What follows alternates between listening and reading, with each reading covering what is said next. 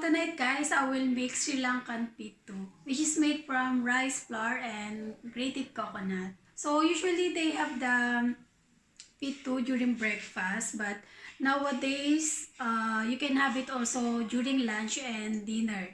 So you can enjoy it with coconut milk, lunumiris, curry. Yes. So earlier I cook curry and I make lunumiris. Pittu guys comes to Sri Lanka from Kerala region of India, which is known as Puttu. The Kerala style guys is different from Sri Lankan style. The Sri Lankan style Pittu is made from combining the rice flour. You can use either white or red with the grated coconut. So let's start guys. So I have here 2 cups of rice flour, white rice flour, and half of coconut grated. Then we need salt also, and Pittu steamer. Yan.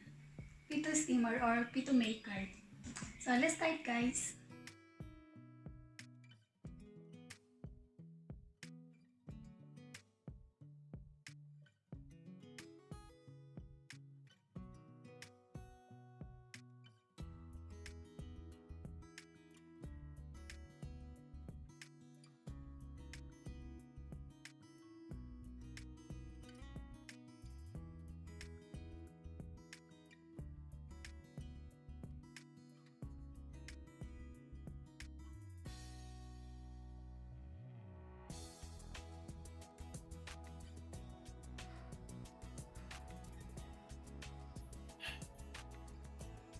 Okay guys, so let's boil water.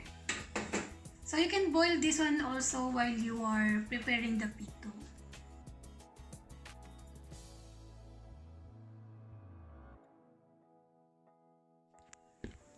Ayan, so it's boiling now guys.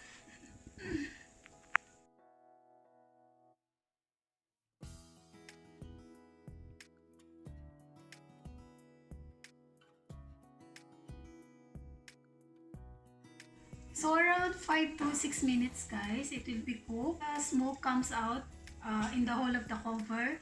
It means it's cooked. I'm Superman! Yeah! Superman! Ayan guys, see the smoke? Yung usok. Ayan, so it means it's already cooked.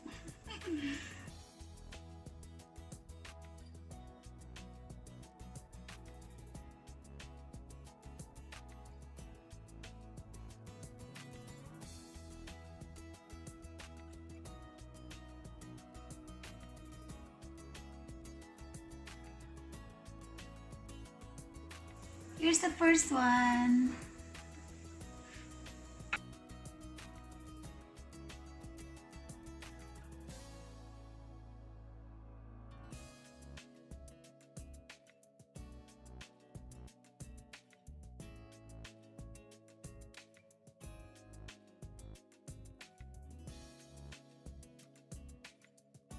Ayan, umuusok na.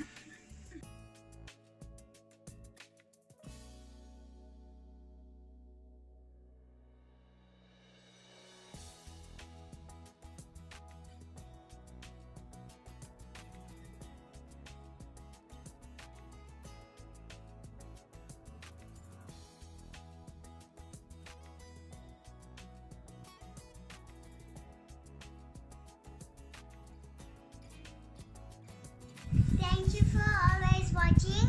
Like and subscribe. Greetings guys! I would like to say thank you to Tisara Tarinda Weche Singha, to Patu Akasha Atukulala.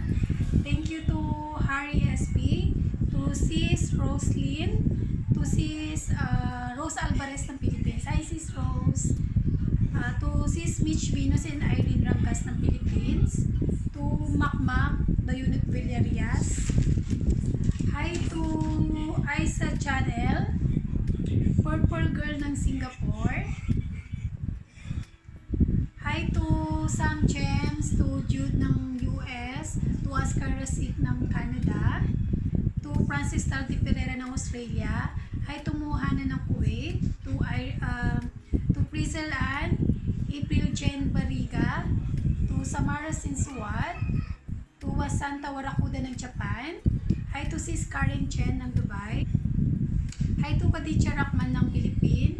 To Sis Chen dito sa Sri Lanka. And hi to Annalyn Rivera, Chen Acosta, and Sis Athena C. And hello to Janara Nurasingha ng Saudi. Okay. Thank you for always watching, guys.